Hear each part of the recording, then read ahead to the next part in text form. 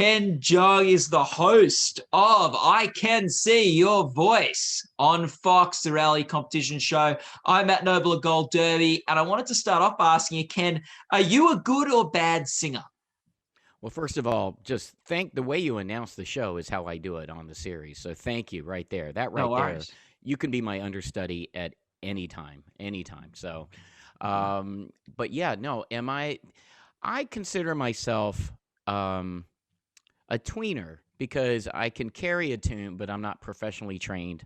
You know, I've never had a recording contract. Surprise. So, so I think that I probably wouldn't be a good fit on the show simply because I'm not like an outstanding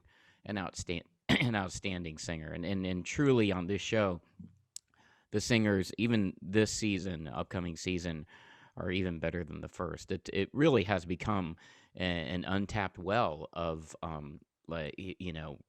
and coming talent, and that's been kind of the pleasant side effect joy of I Can See Your Voice, just seeing future stars right on your stage. Yeah, and also future not stars And as well. future not stars, exactly. And but enough about Joe McHale. But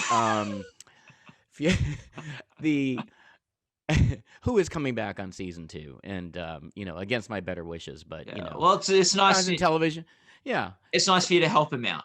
It's nice yeah, for you you to know do it. what? Yeah, In television, we have what we call in the biz mercy bookings. yeah. So, but with some of the quote unquote bad singers, they it's all about having a sense of humor about yourself, and I think that I think the Masked Singer for me as a panelist is like that because I have no musical analysis and musical insight, but I think the viewer now knows it's a pretty established show that I have a laugh and I have a good time every single time I'm on the Masked Singer, and I find that the quote unquote bad singers, because they're they might be deemed to be bad, but they're good people, Mm. and I think that these bad singers have this amazing sense of humor about themselves, and a lot of times they like if you watch last season, they just want to show that they could do something um, that they're not necessarily proficient at, but just kind of do something that you're afraid of, that kind of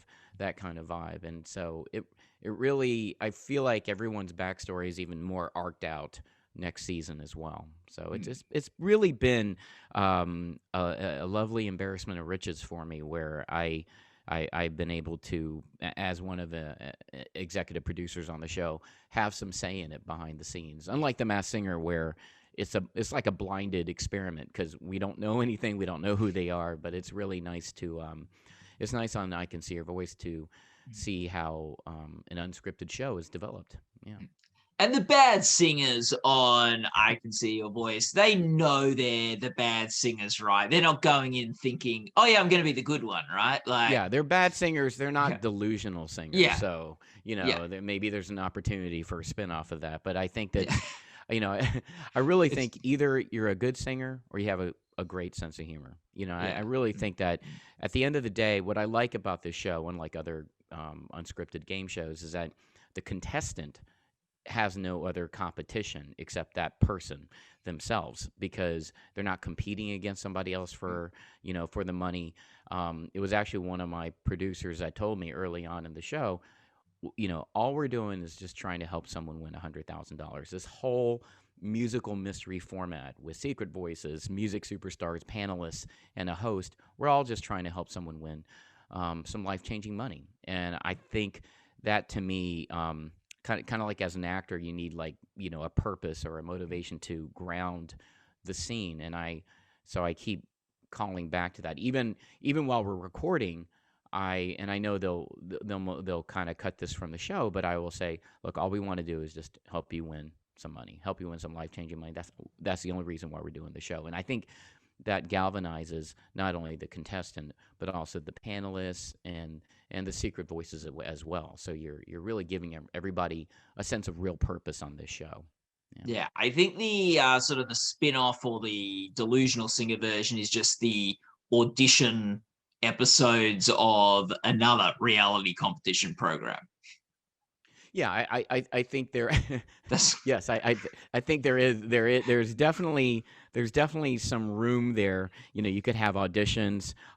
You know, or if you just wanted to format it out, you know, have good singers think they're bad singers think they're good, mm, and then you have a lot of confused celebrities and music superstars. yeah. So you know, you have really really humble good singers and really really delusional bad singers, and I think that's definitely a project that is that you and I maybe can develop, and you can host Yeah. if you'd like, if you Yeah, want. well, thank you very much, Ken. I think the worst iteration of the show would be the slightly above average or slightly below average singers Right. trying to I can see pick that. between those two. Yeah. Yeah. I can see you're mediocre. You know, Yeah, that will be a tougher sell. You yeah, know, I can see you're middle. I can see you're yeah, middling. yeah. I think that's a tougher sell for sure. Yeah. Now you talk about Masked Singer. Now, like, did you have any sort of say with this show of like, because in Masked Singer you have to try to your role is guessing who the different masked singers are, and at times, not just you, but all the judges could come across like fools of being wrong. How dare you? How? Oh my goodness! Hatchet job. We'll be right back with Hatchet job with Matt. Oh my goodness. Well, you know, Ken, These are educated guesses that have come from my years of experience as a yeah, physician. yeah, All well, right? These are it's educated guesses. As a doctor, I'm guessing that is Bjork. Oh my goodness. yeah. Wow. Well, you know, it's the hard hitting questions at Gold Derby, Ken, as always. Really hard hitting. But 60 minutes you are. yeah, but in I can sing your voice. You sort of, if I can see your voice, you have put yourself in a position where you're not having to make the predictions to avoid any perception of foolishness, setting up. Yeah. It is nice to be a it is honestly, it is nice to be a host, and um my sister-in-law said it best. She said I can on Masked Singer, you know, you're playing, you are a version of yourself that's really fun loving, and you're not afraid to make a foolish guess. But I feel like you on on I Can See Your Voice, you hosting, that's the real you. That's kind of who you are really as a person, and that's the ultimate compliment. You know, I'm not playing the same kind of intent. You know, on these shows, all I'm doing is I'm just an usher, just trying to help someone win some money. That's all I am, and I'm just kind of setting the tone and the pace of the show, just with my own performance as a host. Yeah. Yeah. And you can put the Joel McHale in the seat to look like the fool, Oh, getting wrong yeah. predictions. Oh my God, he writes himself as the fool, so he doesn't need any prompting. It's just, hey, you know, we need someone stupid on the show. I know a dude, and Yeah. so we get him on, and then he provides the stupid. You know. Hmm. What have you learnt from doing this show about what makes a bad, like what makes a good singer or bad, what makes you be able to tell the difference between a good and a bad singer without actually knowing if they're a good or bad singer? I know what you're saying. I mean, the Yeah. differences are very obvious, and I think that has a lot to do with the casting of the secret voices. In other words, if if if you're someone who can carry a tune, or let's say someone like me, if you can carry a tune, or kind of, it's that, like we're saying, like, you know, I can see you're mediocre. We don't have those elements on our show. Yeah. It's very apparent to the viewer and live on stage who's a good singer and who's a bad singer. We've never been, you know, that's never come into question. Yeah. And what do you think's the biggest, like, from having hosted the whole first season? It sounds like you've started work on the second season as well. What's the biggest tell in the show? What do you think's the biggest, like, sort of the game or the activity that you know you can really nail down the good singers for the You contestants? know, there is no rhyme or reason on this one. This is very difficult because we've had contestants that are big fans of the first season, and so who've come in very confident, and also panelists who haven't been on the show before, and who have watched every episode, and they're very confident with their guesses, and at the same batting average of correct guesses to incorrect guesses have been exactly the same, and I've noticed behind the scenes that I think the secret voices are a little bit more sophisticated, I think, in their gameplay. That's all I can really say without giving away too much. But I do think the level of sophistication and gameplay of the secret voices are more difficult in the second season than the first. Absolutely, I've been stumped many times, even though I don't. I try not to guess. You know. We've had reality competition programs for a long time. We've had music reality competition programs around for a long time as well. What seems to sort of like we're on sort of the verge of a sort of new sort of area. I think the Masked Singer and I Can See Your Voice both fit into this category. Reality competition programs that are mixing sort of music variety with sort of whodunit mystery, sort of combining those two things. How do you think those two sort of very distinct sort of genres can sort of work together and complement each other well? I mean, thinking off the top about Masked Singer, it really is a hybrid of. I mean, Craig Plestis, the showrunner of the main executive producer of the Masked Singer, has told me many times it's an amalgamation of like 5 or 6 shows, you know, and it's a little bit of a singing competition, it's a little bit of a guessing game, and then with me, there's just some random comedy elements also just thrown in for good measure. So it's where the sum is greater than the parts, and I do think that. Just like in scripted TV, there are elements like in dramedy where you have comedies and dramas, but they're half-hour formats. Everything's getting hybridized, and I noticed that on the unscripted side as well. And so there's been a growing number of comedians and actors that are delving into the unscripted space because they're with the right project, like in Masked Singer and I Can See Your Voice. You can really show elements of your own performative side as well, or of your true self, So it really is an evolution right now that that I am privileged to be in the center of. Yeah, absolutely. Yeah, even I'm not sure if you still do it anymore on the Masked Singer, but definitely season one. Didn't you have you had the CSI theme playing as they took off their masks? Oh, it was The always Who song. yeah, they still have They the Who still have. song. They still Yeah. have, Yeah. yeah, they still have. We're not supposed to mention CSI because it's CBS, Oh, but my yeah, yeah, yeah. apologies. Okay, it's no worries, no worries. This interview's over. Um, but but no, it's the Who. They still do it every.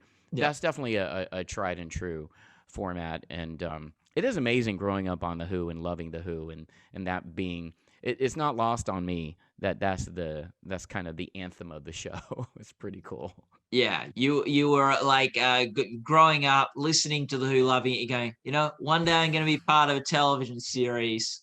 One day I'm going to be part of a series where celebrities are going to be taking off animal masks to this track. Uh, that's going to be the dream one day. I said that in high school. I said one of these days, me and Daltrey just gonna be on the same plane. Yeah, Absolutely. we're going to see T-Pain taking off a monster mask to this From song. just winning off of a Sam Smith song. Yeah, So yeah. I saw all that coming. I saw Yeah. all that coming. Yeah. You were saying like sort of the elements of with these shows, you can sort of reveal a part of yourself, show a part of yourself. Like what do you think we are seeing of who you are, Ken, from I Can See Your Voice? Like what part of you do we get to see that we haven't seen before? That's a great question because I Can See Your Voice has transcended, especially this season. I think the viewers will find out that we're just more than a musical mystery show. It like when the contestant, if their outcomes when the contestant, it towards the end of the episode, it's incredibly tense because you're faced with the dilemma of no matter how much money you've won up to that point, you can risk it all to go for $100,000, but you can lose everything. So there is a deal or no deal element in play at the very end of this, and I've noticed that this particular season, it's really been kind of cultivated as this kind of go big or go home moment, and sometimes you don't. Sometimes they keep the money, but it's very emotional, and there are just times where, depending on outcome, not just me, but Cheryl, Hines, and Adrian Houghton, our fellow panelists who are regulars on the show, we've all shed a tear, and there's been some amazing emotional moments. And a few years ago, I remember there was that show Extreme Makeover where you're kind of making dreams come true, and we have that element in this show that I never expected. And there was an episode in the first season where someone made a last second decision, the contestant, to go for $100,000, and she was not performing well the whole game. And in our show, if the last secret voice standing is a good singer and you go for it, you win automatically $100,000. And no one knew if this secret voice would be a good singer or not. And then to see him be a good singer, and then to see the contestant literally collapse in joy, and I have witnessed that. I've witnessed that this season. I've witnessed that last season. There are times, whether it's in the edit or not, there's not a dry eye in the house. And I think those moments of that feeling of your life changing for the better, I think that as a viewer, as a fan, and as someone who is just a witness of it, while we're taping live, it's pure television. It's television at its best. It really is. There's moments of hope and inspiration, and you find pockets of joy where you never thought you would find it. And that, honestly, is what makes I Can See Your Voice one of my favorite projects I've ever done. It's uniquely fulfilling. It's unexpectedly fulfilling, so I live for that moment as a host. Yeah. Like, you've done stand-up comedy, you've done comedy and scripted film and television. How is it finding the comedy in this format? Like, where do you find the comedy in mind, and what sort of gears do you need to be operating at to mind those comedic moments here? That's a great question, because and starting off with The Masked Singer, it's been unexpectedly easier, because in an unscripted format, due to its kind of improvisational nature and my improvisational background, it's like a hand in a glove. It just fits. It may not be that way for every actor or performer, but for me, it's been an unexpectedly good fit, and I find more freedom at times in, like, I had a scripted show that I wrote and developed, and I did that for 2 seasons, properly scripted, and I wrote on it, as well as an executive producer.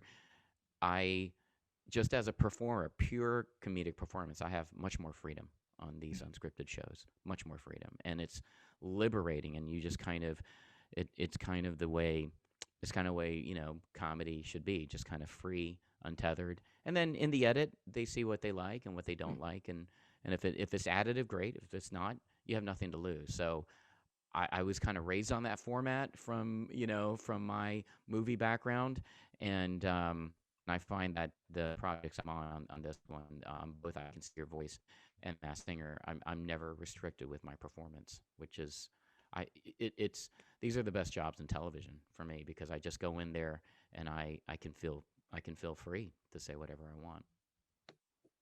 Ken, thanks so much for talking to us today. Thank you, brother. Yeah, people watching this interview can go to goldderby.com, where you can make your award predictions and join the forum discussions, watch other interviews with award contenders. And Ken, all the best luck with the Emmy Awards for I Can See Your Voice and The Masked Singer coming up. Thank you. Go to goldderby.com.